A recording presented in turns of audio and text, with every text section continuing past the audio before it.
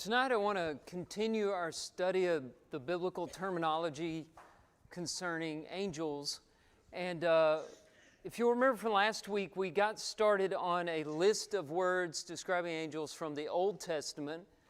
We did not complete the Old Testament list, so we're going to pick up with that tonight and hopefully get into the New Testament words and finish the list of New Testament words. There are fewer New Testament words than Old Testament words.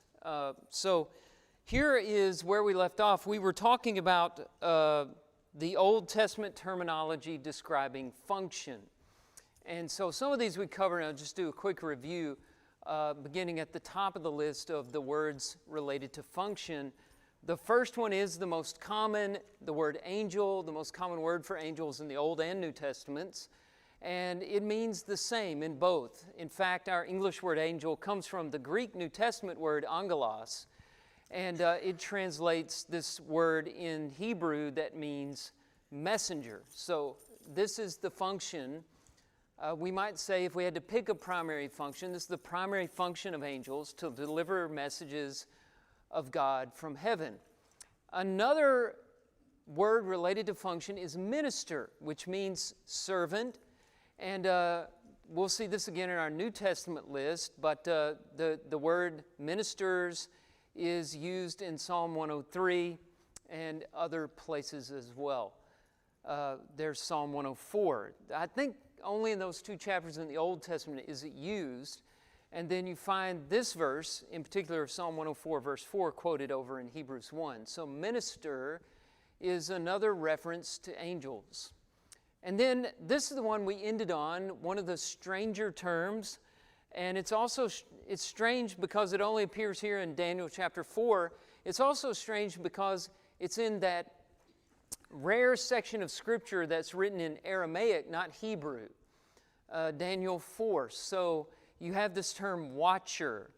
Watcher seems to have a connotation of wakefulness, and also seems to go along with the idea of a guardian, and also there seems to be discernment and some judicial function involved in it, if you put it in the context of Daniel chapter 4, where judgment is brought upon King Nebuchadnezzar through these watchers that he dreamed about in this very strange dream. Daniel 4 is strange in every way, so that includes the way the angels are described. That brings us to the next word, the Old Testament word related to function, and that is host or mighty ones. We'll put these together because both of them relate to, they're both using military language to describe angels. So you can think of the angels as soldiers with this description. They fight war, they fight battles for God. This comes from that passage in 1 Kings that we looked at several times last week. There's a lot of angelic language here through the mouth of Micaiah the prophet. And if you want to turn back over to 1 Kings 22, I'll remind you of the background here. Ahab and Jehoshaphat are about to go to war up against Ramoth Gilead. And Ahab has all of his yes men. He calls them prophets, but they're false prophets. And they've all told him what he wanted to hear, which is, you will go up against Ramoth Gilead and you will be successful in battle. And Jehoshaphat, who was a righteous king, said, is there not another prophet that we could consult about this? And Ahab said, well, there's Micaiah, but he always says bad things against me. I don't like him because he doesn't tell me what I want to hear. And Jehoshaphat says, that's just the guy we need to listen to. Bring him in. So Micaiah comes in. He's very sarcastic. He's a very funny character, and he's very brave because he just talks ugly to the king. You know, the king could have him assassinated at any point, but Micaiah's not afraid of him, and he tells him in this prophecy that he will die if he goes up against Ramoth Gilead, a prophecy that came true. So he spells out Ahab's demise. But in doing that, he brings up a lot of language related to angels. And so I'll start reading 1 Kings chapter 22, verse 18. The king of Israel said to Jehoshaphat, did I not tell you that he would not prophesy good concerning me, but evil? And Micaiah said, Therefore, hear the word of the Lord. I saw the Lord sitting on his throne, and all the host of heaven standing beside him on his right hand and on his left. Okay, so the host of heaven. He says more, and he describes angels in other ways, using the term spirit, but we're going to stop here to note that they're described as this army that's surrounding God in heaven on his right hand and on his left. The imagery there is not to depict, as we often see, good people on the right and bad people on the left, but just this huge army that's surrounding God and providing protection, not that God needs protecting. Another passage with this language is one that we've looked at several times already, Psalm 103, 20 and 21. Bless the Lord, O you, his angels, you mighty ones who do his word. And then in the parallelism of the Hebrew poetry of Psalms, you'll see a repeated synonym in the next line. Obeying the voice of the word, bless the Lord, all his hosts, his ministers who do his will. So angels are described as ministers, as we saw before, but here also mighty ones, which is synonymous to hosts. That's why we're including these terms together. They both describe angels as very powerful military beings fighting in the armies of the Lord. You also have this phrase that occurs so many times in the Old Testament. It's very familiar to all of us. So many times that we're not going to read every case. There'd just be way too many to read. The Lord of hosts. Now, you've sung this and you've read this. Do you ever think about the angels when you talk about the Lord of hosts? Do you ever think about what you're singing or reading when you see that phrase? Hosts there refers to the heavenly armies. And what's interesting is you see this in connection to the Ark of the Covenant many times. Many of the cases where God is referred to as the Lord of hosts, it's in the context of the Ark of the Covenant. I give you one example here on the slide from 1 Samuel chapter 4, verse 4, where the people sent to Shiloh. That's when the ark was kept in the tabernacle, the tent, the temporary dwelling, in Shiloh, not in Jerusalem. This is long before the days of David. And brought from there the Ark of the Covenant of the Lord of hosts. Look at this next part. Who is enthroned on the cherubim. Cherubim are angelic creatures. And we talked a little about them, and we'll go back to them again because, we're talking about all the terms of angels in the Old Testament, and they're coming up in just a minute. But isn't it interesting that after referring to him as the Lord of hosts, he says he's enthroned on the cherubim. Remember, the Ark of the Covenant had this lid called the mercy seat, and at either end was a figure in gold of cherubim with wings outstretched, touching at the tip, and God was said to meet with Israel, not in the Ark of the Covenant, but over the mercy seat.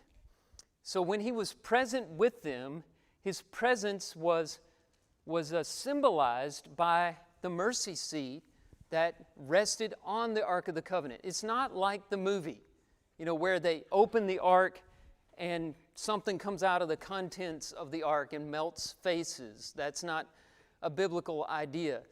But if you touch the ark, it can be very dangerous to you. I don't know if it melts your face, but you would die like Uzzah did in the days of David, where God was said to dwell, and he wasn't dwelling there in this passage because they had been very disobedient to him, and they were using the ark inappropriately, carrying it into battle against the Philistines. But he was said to be enthroned on the cherubim. So he's depicted as this God king between the cherub guards on either side. So very interesting military language there, used not just of the Lord of hosts, but also of the cherubim. Here's a very interesting one, and you find it only in the speech of Elihu in the book of Job. Now, we talked about Job last week, and I told you always need to be careful and ask yourself, who's talking in the book of Job? And take it with a grain of salt if it's Eliphaz, Bildad, or Zophar. Because Job called them miserable comforters, and he didn't put a whole lot of stock into their words, nor should we. They said a lot of wrong things. If Job's talking, we usually pay more attention to that. What about Elihu? He's this strange young man that just comes out of nowhere, and it appears that he's been listening to these old guys talk, and he gave them plenty of time, and he said, you guys aren't making any sense. I'm going to straighten you all out. He seems very arrogant, but sometimes he seems to have unusual insight for a young man. And so we don't know quite what to make of him, but he does give us a new term for angels in Job 33, 23, and 24. If there be for him an angel, so we know he's talking about angels, because right after that he qualifies angels as a mediator, one of the 1,000 to declare to man what is right for him, and he's merciful to him and says, deliver him from going down into the pit. I've found a ransom. So he's suggesting that an angel might be someone to whom Job could turn for an explanation about God. Inherent in the Hebrew word mediator is the idea of turning. So it's this idea that you could go to this mediator that's between you and God, and he could hear you, and he could turn to God and get God's explanation, then turn back to you and explain God's actions or his words in detail. Now, the reason why this is such an interesting phrase to me, even though it occurs only one time, is because in the New Testament, there's a lot of discussion of angels as mediators of the Old Covenant.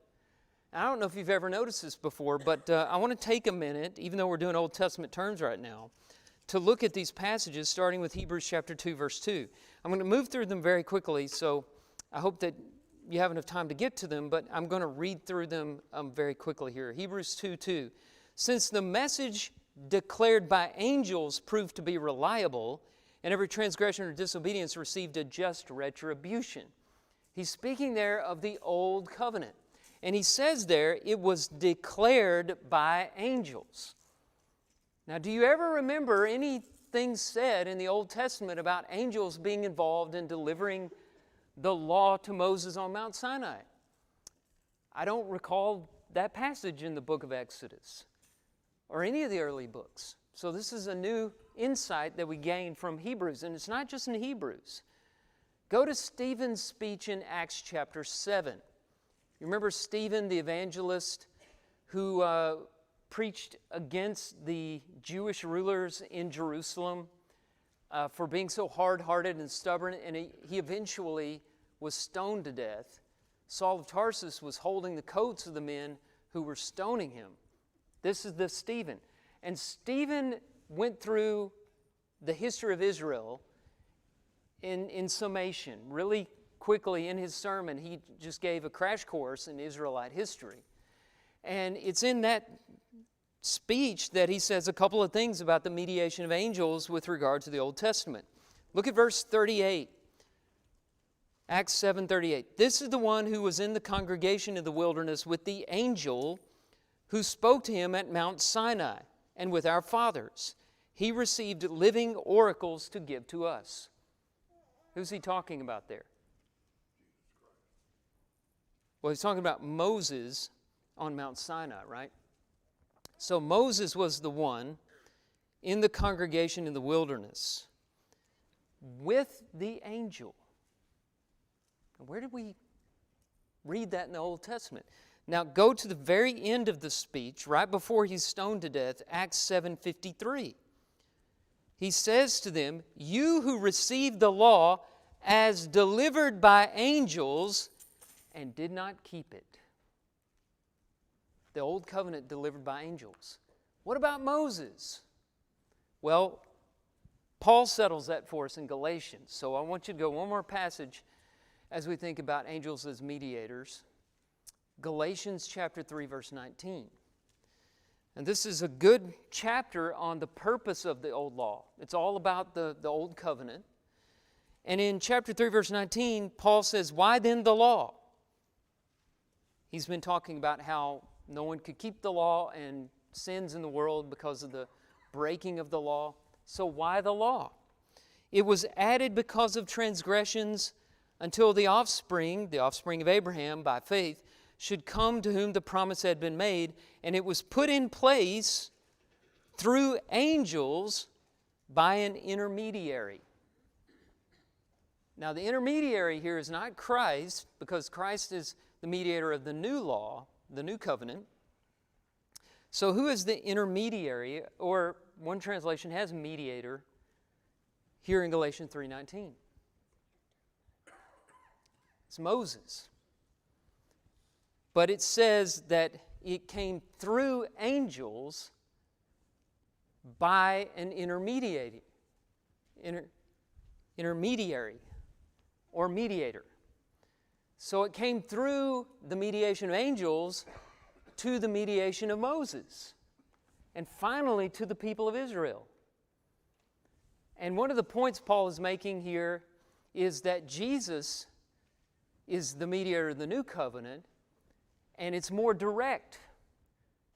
Not only is it universal, it's not just for one nation of people as the old covenant, but it's also more direct. It comes directly to us through the Son of God, whereas the old law came first through the angels, then through Moses, and then finally just to one nation.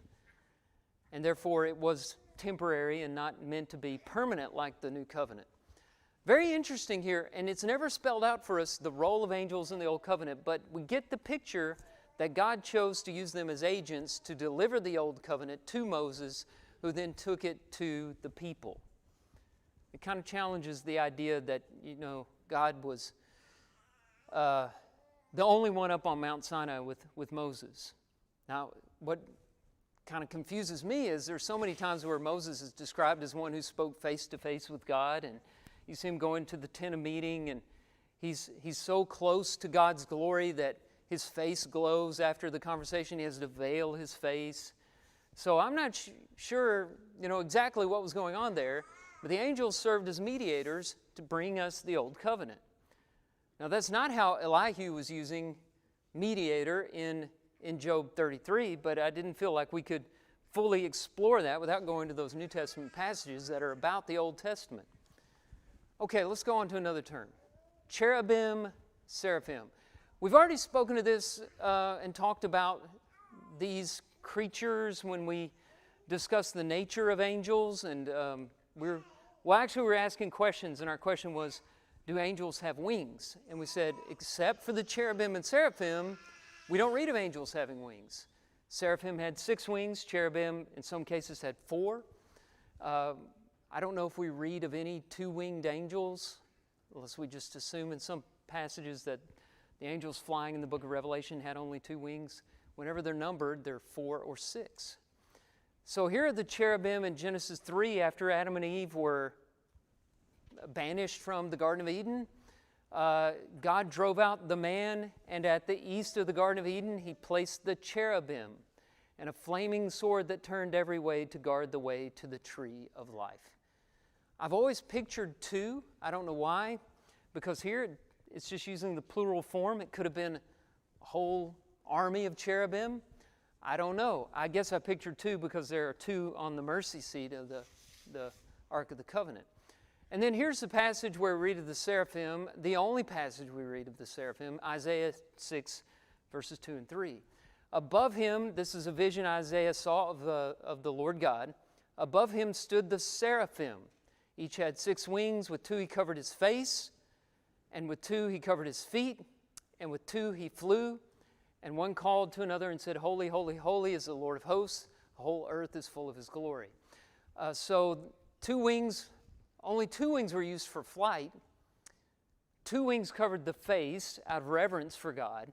So even the seraphim dared not look directly at God. And they're singing holy, holy, holy. That'll tell you something about how serious it is to be in the presence of God. With 2 of them, they covered their feet. Now, feet were a euphemism, and that usually symbolized modesty. So they were also very modest in the presence of God. They used the wings for coverage as well as for flight. And I think that's the end of the list of the Old Testament words. And so we're going to turn now to New Testament. So the Old Testament words we were looking at were all Hebrew words, except for watchers, which came from Aramaic term. In the New Testament, the writers used Greek. So these are different words, even if the English words in our Bibles are the same. So I may repeat some English words that come from different Greek terminology, but I don't think that makes a huge difference as we go from one to the next. So let's see if we can get through these. I think we've got plenty of time to do this. Here's one we saw in the Old Testament, spirits. Now the Hebrew word for spirit, ruah, is very similar to the Greek word pneuma. If you'll remember last week we talked about ruah, the Hebrew term, could mean spirit, or do you remember the other meanings that go along with that Hebrew word? Wind or breath. Same with the New Testament Greek word pneuma. You know, if you use a pneumatic hammer, it's driven by what kind of force? Air. If you have pneumonia, you're having a problem that relates to what? Breath. Right? So wind, breath, air, or spirit can be denoted by the word pneuma in Greek. And this is the word used here in Hebrews 1:14, in the plural. Are they not all ministering spirits sent out to serve for the sake of those who are to inherit salvation, sent out to serve us? Wow, that's a really profound statement, isn't it? So spirits there means invisible, and it has to do with those who cannot be seen. So that is a very interesting idea with respect to our way that we look at angels. And it makes you see that in their essence, they're spiritual beings, not physical beings like we are. Also, I'll just note that they're said to be ministering and said to serve, which relates to that Old Testament word minister, although the word minister, the noun is not used here. You have the verb and the participle. Okay, I also wanted to bring up 1 Corinthians 15, which talks about our resurrected bodies, but it helps us maybe understand the essence of angels and their form or their nature. So in talking about the bodies we're to receive at the resurrection, the glorious bodies that are imperishable, Paul says there are heavenly bodies and earthly bodies, but the glory of the heavenly is of one kind, and the glory of the earthly is of another. One Old Testament term for angels is heavenly beings. In some of the Psalms, our translations unfortunately translate that heavens, but it's talking about the angels. It should be heavenly beings. They inhabit heaven. And so Paul doesn't go so far as to connect these dots, but I think it's a safe deduction to say the angels have heavenly bodies. If not, what kind of body do they have? We know they're spirits. So we also know Jesus told the Sadducees that we will be like the angels and we won't be given in marriage in Matthew 22 and in other passages. So our resurrected bodies may be similar to angelic bodies in the sense that they'll be heavenly bodies. Verse 44, it is sown, he's talking about our resurrection body, it is sown a natural body. We start out in a physical body.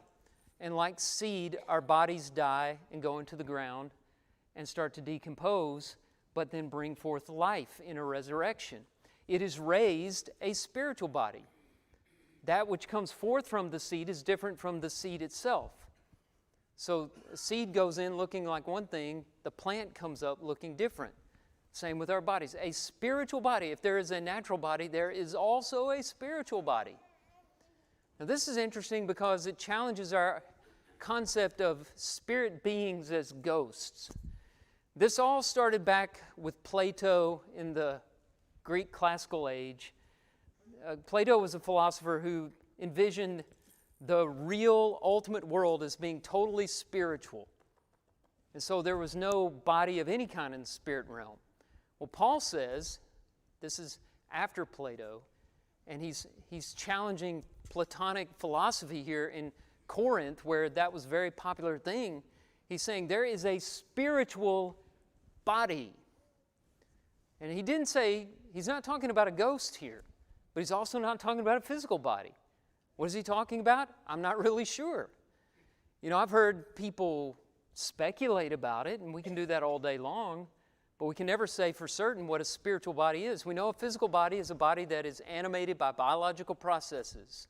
There's a heart pumping blood running through our vessels.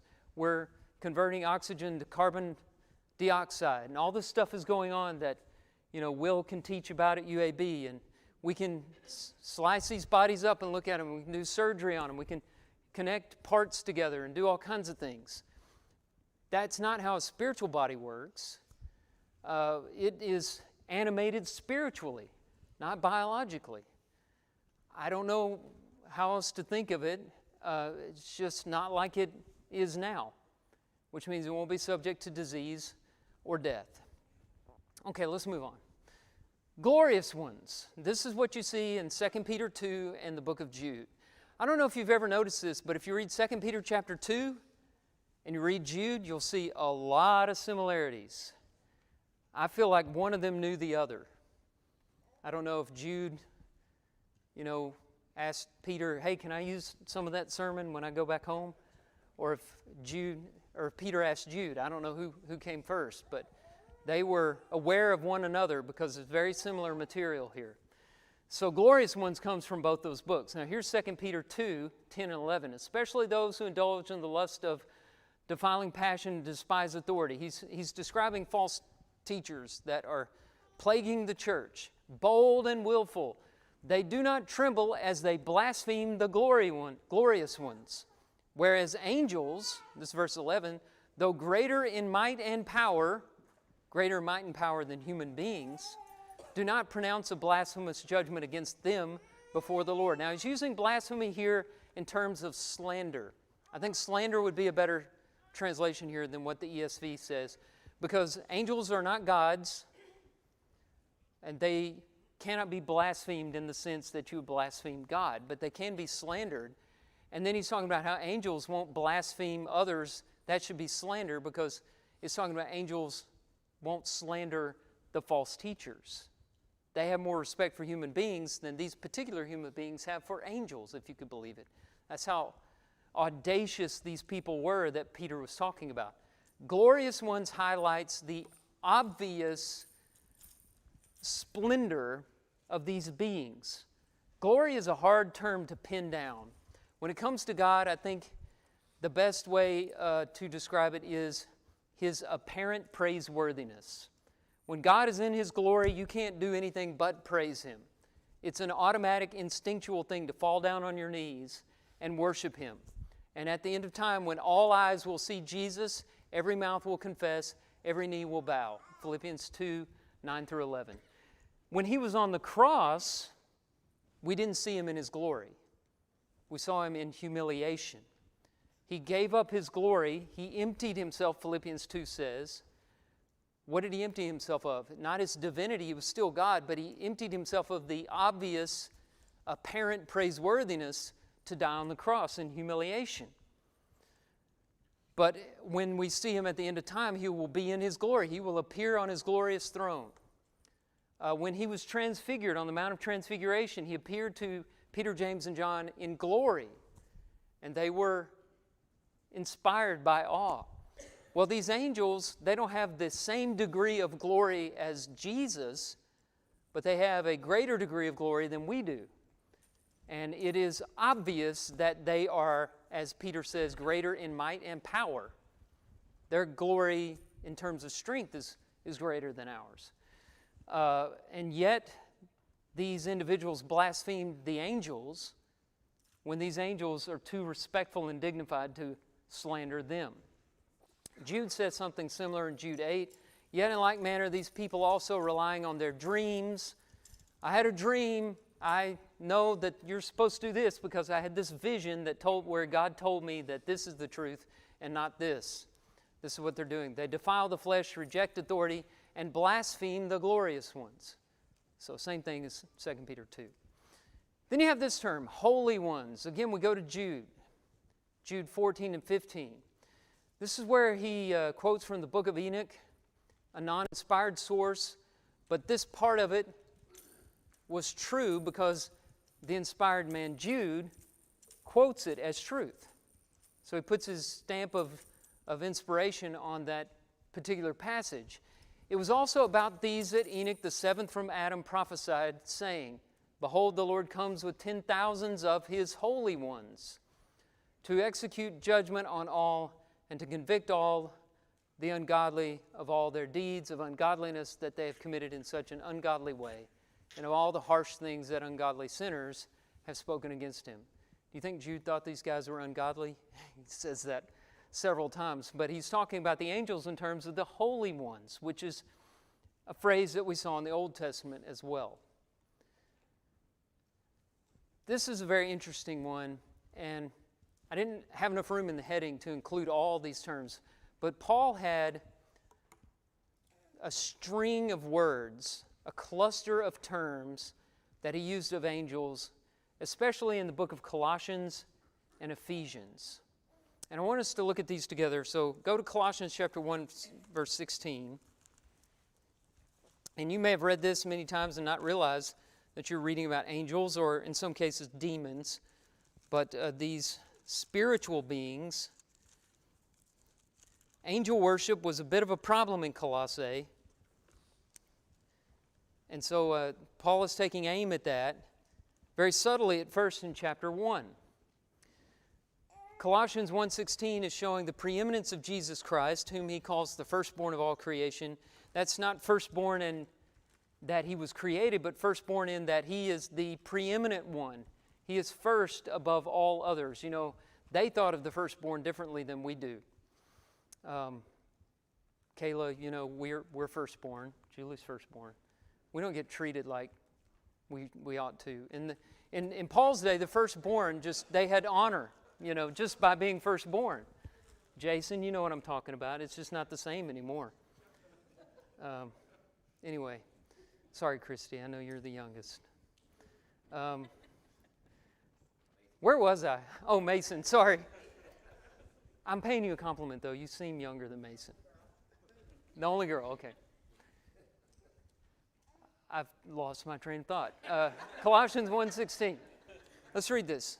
By him, by the firstborn of all creation, the preeminent one, Jesus Christ, by him, all things were created in heaven and on earth. So already he's talking angels and people, heaven, earth. Then he goes on to say, visible and invisible. So remember, angels are spirits. They're invisible. So visible and invisible. Whether thrones or dominions or rulers or authorities, all things were created through him and for him. What are thrones, dominions, rulers, and authorities? Well, your first thought may be people in positions of authority on earth. And I think these terms could include that. They're broad enough to include that. But keep in mind, he's not just talking about earth, he's talking about heaven. He's not just talking about visible, he's talking about invisible. On top of that, in Paul's day, these words were in circulation to refer to angels having geographical dominion over places. Now, I don't think, I'll get to that in just a moment. I want to share some thoughts with you on that. But that's how those terms were being used, and I'll explain them one by one in just a moment. Let's go to chapter 2.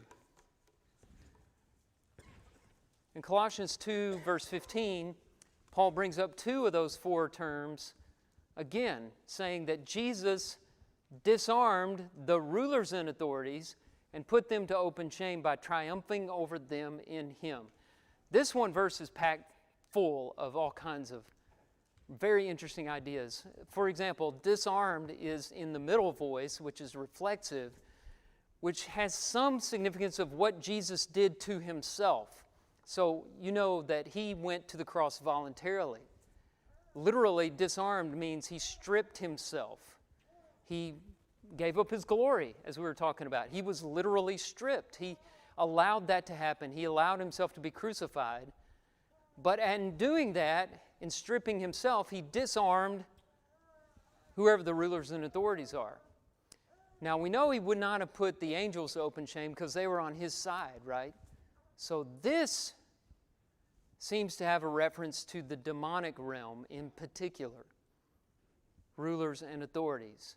Triumphing is a word that has to do with a parade that they had in Rome, where a conqueror would be given a triumph parade, and he would be led through the city on a particular circuit as the people cheered him on, and he would lead the people that he conquered behind him to humiliate them. So Jesus humiliated the demonic world, the evil spirits, the Satan himself, by dying on the cross. Let's go over to Ephesians. You see this language again in Ephesians 1:21. Far above all rule and authority and power and dominion. Well, you might read that and just think, well, he's just talking about his authority is above all other authority. And yes, that's what that means. But these terms, again, were in circulation at the time with regard to angels. They were very familiar terms for angels and demons in Paul's day. Above every name that is named, not only in this age, but also in the age to come. Then Ephesians 3:10 says, so that through the church the manifold wisdom of God might now be made known to the rulers and authorities in the heavenly places. Not on earth, but in the heavenly places. And isn't it interesting that our role is to make the gospel known through our behavior and the light we shed on this earth to the angels in heaven? Do you not see how much glory is given to the church and how weighty our responsibility is? That's just amazing that Paul would say that. So let's talk about what this means a little bit. As I said, there was this idea in Paul's day that they had some geographical dominion. Individually, I'll look at the words really quickly, starting with thrones, which is not in the Ephesian passages, but we saw it in Colossians 1:16. Thrones were the idea of belonging to the highest grade of angelic beings whose place is in the immediate presence of God. We talked about some of those passages that talked about the divine council. And you'll see the 24 elders in Revelation chapter 5. Maybe that's what the reference is. Rule, arche, literally means beginning. So Meyer says that he thinks that the context points to the angels who are designated according to classes of rank and of good angels, since the apostle is not here speaking of the victory of Christ over opposing powers, but of his exaltation above the existing powers in heaven. Authority and power are similar terms. Authority may have to do with having the right to act, and power having to do with the ability to act, or the ability to exercise the ability to act, and authority may have to do with the right to exercise that power. And then dominion, it comes from a word related to the Greek word for Lord, kurios, and it has to do with lordship. I'm rushing through this, but I want to read you a couple statements here. Here's the view that this might have indicated some kind of variety of ranking in the angelic world. One scholar says, Paul understood and presumed this worldview. Rulers, principalities, powers, dominions, thrones, world rulers, these have something in common. They were used both in the New Testament and other Greek literature to denote geographical domain authority. At times these terms are used of humans, but several instances demonstrate that Paul had spiritual beings in mind. So in between the Testaments, there was a lot of non-inspired literature that was very speculative, very creative, very fictional, that had all the rankings of the angels lined up and had all these roles assigned to them that we don't read about in the Bible. And to do this, a lot of times they were using these terms that Paul's using: rulers, authorities, thrones, dominions. But I agree with S.D.F. Salmon, and I'll read his statement that he made in the Expositor's Greek Testament. He opposed all idea of a graduated scale of angelic or demonic powers. He says, it is true that in the non-canonical writings of the Jews, the non-inspired writings, the idea of variety of ranks among the angels appears, and that in the later rabbinical literature it took strange and elaborate forms, but between these and the simple statements of the New Testament there is no real likeness, And there's nothing here to point either to an ascending scale or to a descending. We must take the terms, therefore, not as dogmatic terms, either teaching or implying any doctrine or graduated ranks, differentiated functions, or organized order in the world of angels, but as rhetorical terms brought together in order to express the unique supremacy and absolute sovereignty proper to Christ, and meaning simply that whatever powers or dignities existed, and by whatever names they might be designated, Christ's dominion was above them all. I agree with that statement 100%. The reason Paul brings these terms up is not to give us angelology and classifications and ranks, but just to show us how powerful and preeminent Christ is. And that's what the thought is limited to there. Okay, the term angel is very common. It's used like 175 times in the New Testament, and it has a reference to messengers. The messenger that came to Joseph in a dream about Mary's pregnancy, of course, delivered this message from heaven. And in just about all the cases where you see this term used, that's the function. And then Archangel is the last one I had on the list of New Testament terms. You see this term twice in the New Testament. First time is in 1 Thessalonians 4:16, which says that when Jesus returns, he will return, and alongside that there will be a cry of command with the voice of an archangel and the sound of the trumpet of God, which is kind of interesting with respect to our friends who believe in premillennialism and a secret rapture. You know, how does this correspond with the secret rapture? The voice of an archangel. I feel like that's something we're going to hear, that everybody will hear. And then back to Jude, who got into some strange stuff.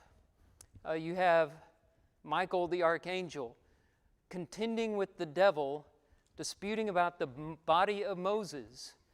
And he did not presume to pronounce a blasphemous judgment, but said, "The Lord rebuke you." So he wouldn't even blaspheme, or rather slander, the devil when the devil was ready to blaspheme God at any time. But instead he said, "The Lord rebuke you." That's how dignified and respectful Michael the archangel, who was every bit as powerful as the devil, who might have himself been an archangel, but would not stoop to those depths. Well, there's the bell. So we'll get onto some things now that we have the terms in mind. My intention is to get into some specific studies of angels, talking about different things. So come back next week and we'll talk about that.